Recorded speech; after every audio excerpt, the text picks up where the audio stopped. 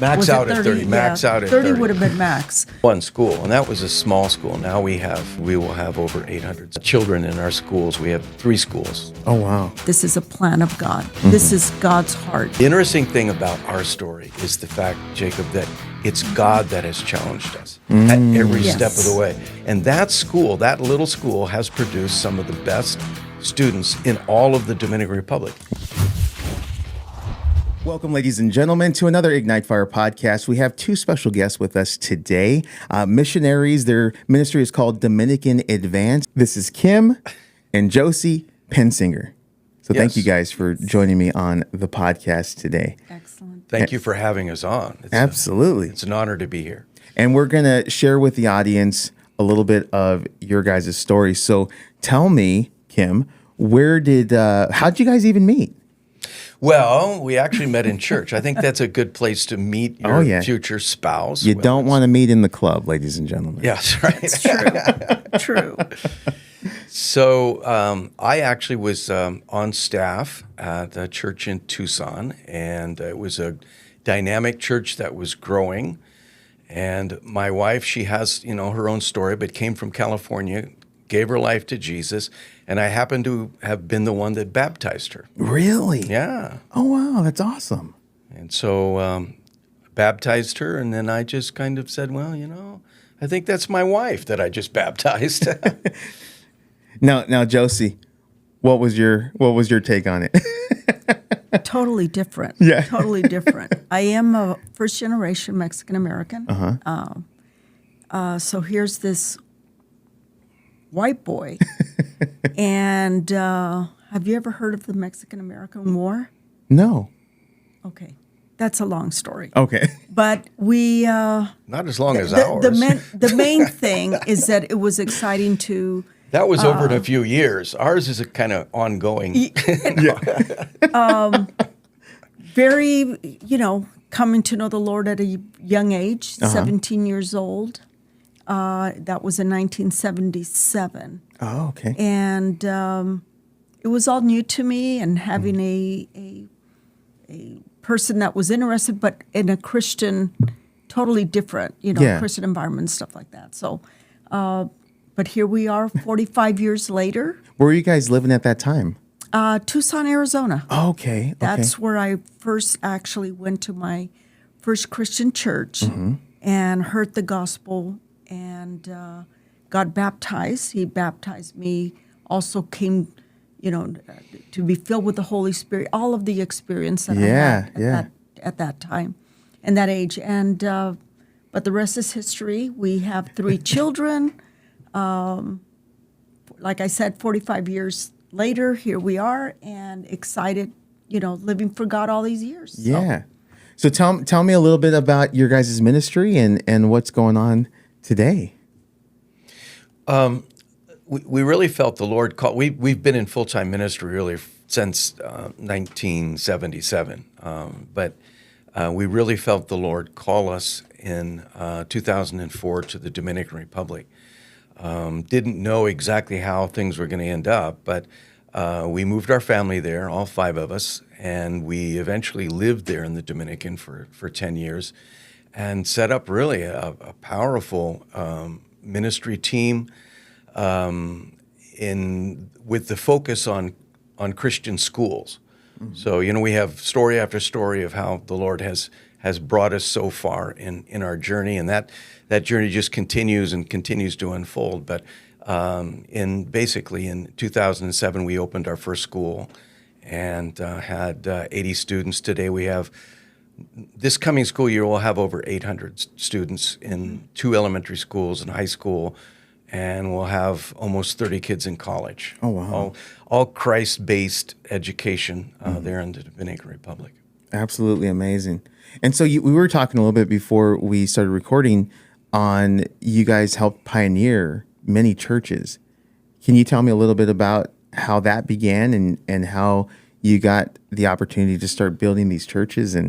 Oh, absolutely. Yeah. Well, the church that we got saved in Tucson was very or it still is, very mission-minded. And so church planting was the primary focus of what they did and what they still do to this day. Oh, wow. So I had a sense that there was a call of God upon my life, when I was maybe 8 or 9 years old. Okay. But it was one of those things where, you sense it, but you just kind of put it on a shelf someplace. It's like, you go out and live your life and do all kinds of other things. So I knew that when I gave my heart to the Lord, I was at the University of Arizona, 21 years old. And I knew that when I did that, if I was saying yes to Jesus for salvation, I was saying yes to ministry. To me, it was the same thing. Yeah, yeah. And so, as I said, I worked under my pastor, had many different teachers and influence and different things like that. But they ended up sending me out. I hadn't married her yet, but as a single man, they sent me to Greenlee County, and that's where I started that's where I planted my first church, and then she joined me a year later. From there, we went and started a church in El Paso, Texas. We've pastored in Nogales, done a lot of work across Nogales, Arizona, but have done a lot of work in Mexico as well across the line. And we just kept moving around, and God just kept sending us here and sending us there. We moved back to Tucson, then we went to North Bay, Ontario. We're there for 3 years, started a successful church there. God called us to Argentina. We were there in 86. Oh, wow. And started to work there. In the meantime, we stopped made a year's stop in Costa Rica to go to missionary language school. I spoke some Spanish, she spoke some Spanish, but that year there really helped us and gave us a foundation for what we're doing. From Argentina, we took a church in San Diego. Then from there, we ended up in Vermont, from Vermont to the Dominican Republic. But almost all of those churches and experiences have obviously made us who we are today, but have multiplied and really helped have furthered the kingdom of God. Yeah, absolutely. So how did the school begin? How did that opportunity come to be? And what was the genesis of that? Well, that's a great question. So, we went to the Dominican Republic to work with another ministry. That didn't work out. So we had raised our support. There were 5 of us on the mission field, and we were missionaries without a mission. And so it was really a crisis time for us. Our pastors flew down, and I even asked him at one point, I said, hey, if this doesn't work out, can I get my old job back? Because I had a nice office, I had security, I had this, we were okay in Vermont and everything like that. So we got a hold of God and just began to do some soul searching. But in addition to that, we began to ask people, Jacob, in the Dominican, what's the biggest need that you have here? Because we had just been, we had arrived maybe 4 months before this to work with this ministry. And when it didn't work out, it's like we didn't really know a lot about where we were in the Dominican. So we began to ask questions, ask pastors and people, and everybody said the same thing. The biggest need is education. And I thought, well, we had a Christian school in San Diego. I was a principal of a small Christian high school in Vermont. We could do something like that. So we began to knock on pastors' doors, and our vision was, about that big, maybe that big. And we were thinking, well, we could partner with a church. They have a facility. Maybe we could get a classroom or something like that and start a small, work there. And we began to knock on doors. Go ahead. And it was just we were actually looking at a building just 3 classrooms. And I mean, maybe 15 kids, 20 kids was what we were looking at 30 that max. time. Max Was out it at 30. Max out at 30 30. would have been max. But it was very small. Yeah. I mean, that's what we were looking at. That's the level of our vision at that time. Okay. So, we were asking pastors, we got some material together. Would you read this? Would you be interested in different things? And nothing really opened up. And so one day I was walking into a gym and working out there in the Dominican. And as I'm walking towards the door, there are 2 dogs in front of. I know you're saying, what the heck is he talking about? But just bear with me. This is part of the story. There are 2 dogs in front of the door there. There's a little dog and there's a big dog. I've found that it's always the little dogs you got to watch out. Oh, yeah. And so this little dog just starts going crazy, and he starts yelping and this and that and different things. And he starts getting the big dog excited. And I don't speak dog, so I didn't really know. I found out later from circumstance what the little dog was saying. But it just so happens as I opened the door to this gym, the big dog comes around and bites me in the leg. Oh, dang. And so I walk in, and I'm bleeding and different things. And the people are saying, "Are you all right? You okay?" And I said, "Well, I can't work out. I'm bleeding." My wife had dropped me off because we had one car at that time. And so I called her, and she took me to the clinic. They cleaned the wound and all of that. And I'm sitting on the couch in my house, and I'm going, I better find out who owns that dog. Because if that dog's got problems, then I'm going to have problems. Yeah. So the little dog was obviously saying to the big dog, "Bite him, bite him, bite him, bite him, bite him. Come on, bite him, bite him, bite him, bite him now." So I went back after I went back to the gym after the wound had healed a little bit, and different things. And I said, "Whose dog does that belong to?" She said, "Oh, that belongs to so-and-so." And it just so happens that I knew her mother. She was a pastor in one of the villages. She had a church. And in my mind, I'm seeing, okay, she has this small church, but right next to it is a vacant lot. I was thinking, we could build a building on that classroom, 3 classrooms on that lot. Let me go up and talk to the pastor. And so we went up, we talked to the pastor. She said, "Well, this property is owned by a woman in Spain, but we'll contact her." And, that was the whole thing. So word got out that Kim and Josie were interested in planning or starting a school. That led us to the Samaritan Foundation. The Samaritan Foundation is a Canadian foundation that builds villages in that area of the Dominican Republic. And when they build a village, they build houses, a medical clinic, and a school. So I get a call from the CEO, the founder of the Samaritan Foundation, whom we already knew. And he said, I've heard that you were looking to start a school. I said, "Well, I am." And he said, "Well, I have a new village, and I'd like for you to meet me up there and see what you think." And so we went up there, and he was going to build today it has 95 houses. At that point, when we saw it, there were 5 houses that were under construction. Took us up to the high spot of the village, and he said, "This is going to be the area for the school." And he said, "Do you think that you could build a school here, equip it, and operate it? Have funds to where you can operate it?" And of course, at that point we had no money, no website. We had a few connections, but just really, absolutely starting from zero. And so I realized this is do or die. It's now or never. And I said, "Yes, I can." And so it wasn't long after that we were in an English-speaking service. They gave us the land, and it was in an English-speaking service. And we were sitting in front of a couple. And when the time came for greeting, turn and greet one another, we turned and greeted this couple. And they said, "Well, where are you from?" And different things. And we found out that they were from Vermont. And we had just moved from Vermont. And they said, "Well, what are you doing here?" I said, "Well, we've got some land. We'd like to build a school." Turns out that he's a very successful Vermont businessman, holy Christian man. He's now on our board. And he said, "I'll tell you what, I want to go up and see it. And if I like it, I'm going to give you the $5,000 and I'm going to start fundraising for you." Wow. So that's how it started. And that was in April. In June, we started construction. In August, we got our staff together. In September, we opened school with 80 kids and full staff.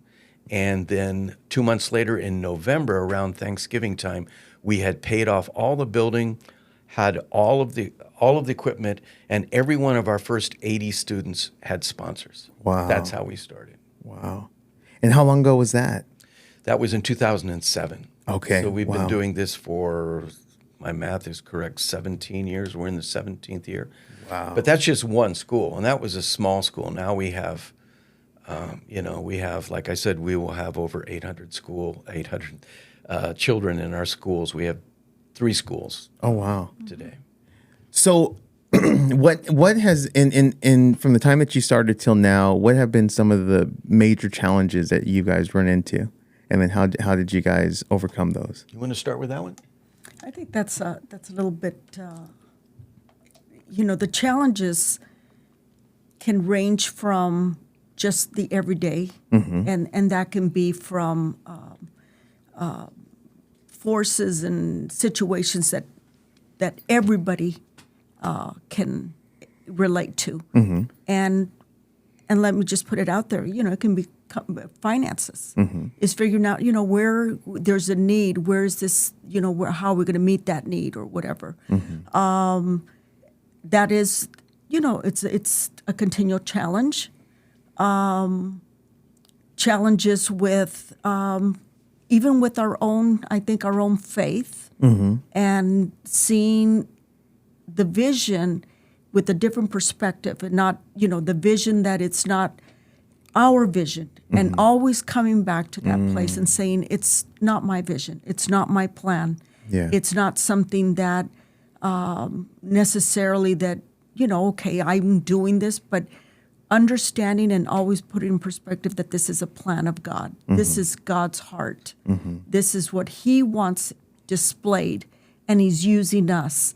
And so those are, I think, for me, I guess I'm speaking to me personally, are some of the challenges is the financial, and knowing that, okay, there's a challenge here to continue growing and to see what God wants to do. But with those two challenges, I can honestly say that God has always shown Himself faithful, and has never let us down. And this ministry, His ministry, continues to constantly grow. I mean, there hasn't been anything that has stopped it from the moment of conception to now. And I have more things that are still developing. As of yesterday, it's just mind blowing. Wow. So, I think everybody, on the mission field has their own challenges. And I know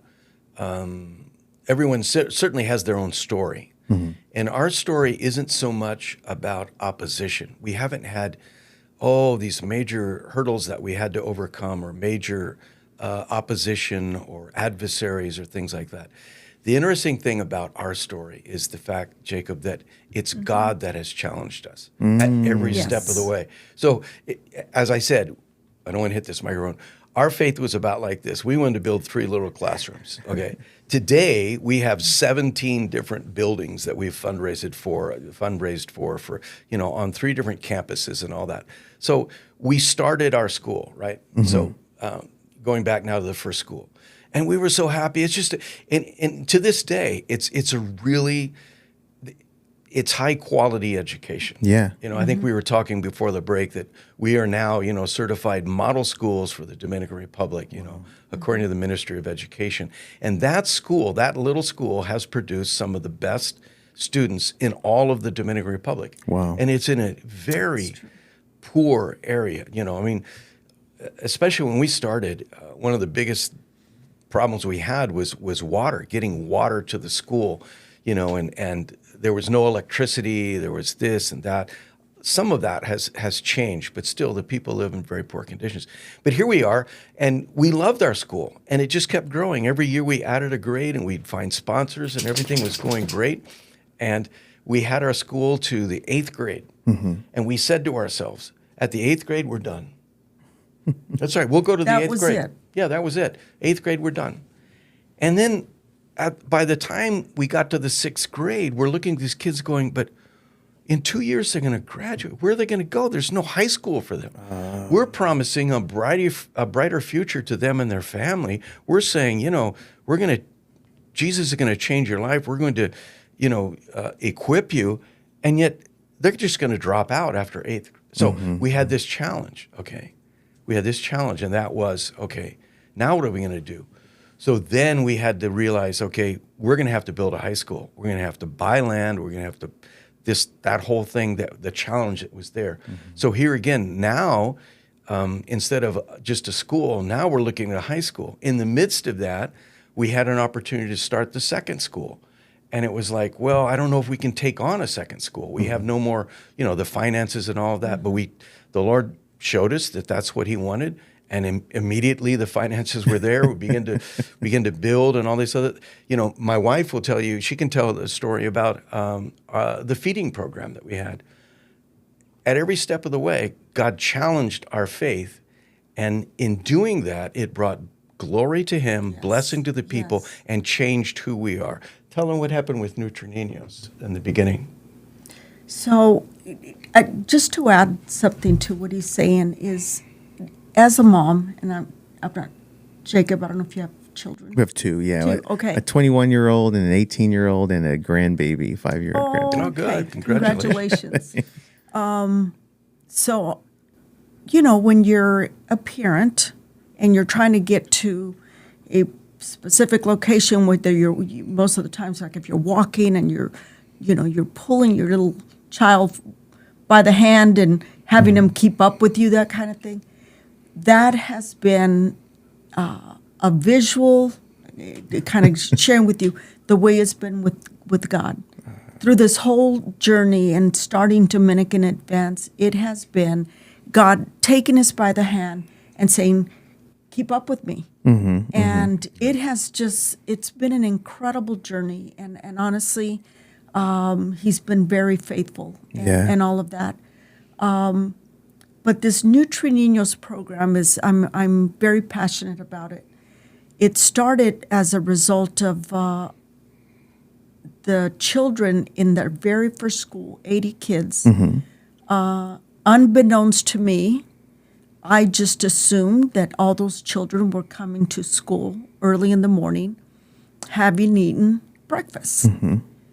And a few months later, come to find out that over 70% of those kids were attending class without having eaten not even a glass of milk or whatever. Wow. And it was affecting their Behavior? primarily their behavior. And what followed was the academic performance. Yeah. Their brains aren't functioning fully. So their behavior, unruly. Their teachers were like, we had one teacher just said, I can't handle it. And that's what started the Nutrineños program. I said, we're going to provide a supplemental meal for these children when they come in the morning. And that in itself was, I just like, how do we go about this? We don't have the extra money. And God used a doctor to come and tell me, he says, you should not be embarrassed or ashamed or shy about asking because it's not for you, it is for them. Yeah. Within months, we saw the academic level of every child just literally skyrocket. Emotionally, physically, everything, their behavior completely changed. So, here again, these are simple things that we think we should know, but until we see the opposite reality, then we begin to say, it's like God saying, this is a reality. You come from an area where, developed country where you can have access to breakfast, lunch, and dinner, or whatever, snacks, but these children don't. So, but look at the size of our faith. Okay, so we discover this huge true. need. Yeah. And the first thing that we did, both of us, says, who can we get that will raise money to feed these kids? We weren't true. thinking of doing that. Oh. It's like, well, we don't do that. We don't, wow, that would be a huge step of faith. So we asked people, would you like to do this? Would you like to do this? Would you like to do this? There's an opportunity. Everybody said no. So we said, okay. we were. And we began to do it, and that was the beginning of the Nutrineños program. But here again, at every point, it's like, like she said, God takes us by the hand and says, no, I want you to do this. And we just go on, and He makes a way. And we're facing that same thing right now because we're converting our high school into technical school, and we have to raise a certain amount of money in order to build the building on our campus. And so it's here again, we're taking another major step forward. But he's with us, and it's, as my wife said, it's his work, and that's where our confidence lies. It sounds to me like God has, in this time, has stretched you, but has always come through every single time. Absolutely. That's amazing. So for those who are watching, how are they able to get in contact with you guys? How are they able to support what you guys are doing, the mission in the Dominican? How can they get involved? The real point of contact is our website, which is DominicanAdvance.org. I would say that because of certain practical hurdles that we have, we're not on Instagram yet. We do have, our schools are on Instagram. Like, for example, the high school, they will post things on their link. Oh, okay. But it's all in Spanish. So if Yeah. you don't speak Spanish, you would have to use the translation feature on your browser, which you can do. But we as a ministry, we haven't gone to that. We have a YouTube channel, but we haven't really developed that either because we're no longer in the Dominican. We're based out of Tucson now, and we don't have. Oh, okay. We have over 80 employees, but they're all involved in education. So we don't have someone that's like an audiovisual person or a contact like that. So the best place is DominicanAdvance.org, and that's where we have a lot of our information, and you can make contact with us, and you can sponsor a child there. Because we have a very strong child sponsorship program. That's how we support a lot of what we do as a ministry. Oh, that's awesome. So, Jacob, I did want to say, highlight one thing, actually a couple of things, but one of the things that through Dominican Advance and Nutri Niños, both programs, Dominican Advance provides an opportunity. You know, it's more than just a handout, and I know we hear that phrase, about handing out and all of that. But we really provide an opportunity so that it really also gives, there's an element of responsibility for the one who's being offered an opportunity. So here's an opportunity, but it's up to you. Where are you going to take it? Just like anything in life. And so that's what we do, is we provide all of these children, families, an opportunity to move away and to get out of poverty and do something with their significant with their lives, and it's just really exciting. The second thing is, through all of this, is displaying the heart of God, and that is what really it's just really, really exciting to see God's handiwork, and we're just partnering with Him to show people what He is doing, and that is, to me, that's the ultimate. Absolutely. Well, there you have it, ladies and gentlemen. I want to thank you guys for watching this special episode with Kim and Josie. And we're going to have that link in the description so you guys can click on that and go ahead and get in contact with them and support the mission and these kids out in the Dominican, and really giving them an opportunity and challenging them to go beyond what the limitations that has been set in the society that's been around them. So thank you guys. Thank you for your support. Don't forget to like, subscribe, hit the notification button. We love you. God loves you. And until next time, God bless. Thank you.